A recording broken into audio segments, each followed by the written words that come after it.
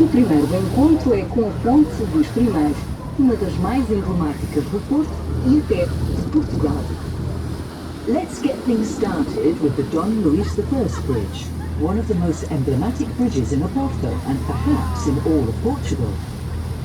Notre premier arrêt est le pont Louis Ier, l'un des plus emblématiques de Porto et même du Portugal tout entier. Y la primera cita es con el puente Luis I, uno de los más emblemáticos de Oporto e incluso de Portugal. De construção metálica, a Ponte Luís I foi inaugurada em 1886 e é da autoria do engenheiro belga Teófilo Seyrig, aluno da escola de Gustave Eiffel. Mas ainda hoje ganha o título da ponte com o maior arco em ferro forjado de todo o mundo.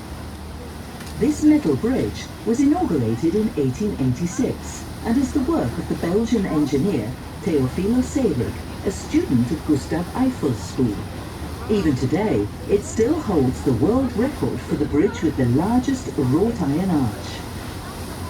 Ce pont métallique a été inauguré en 1886 et il est l'œuvre de l'ingénieur belge Théophile Seyrig, élève de l'école de Gustave Eiffel.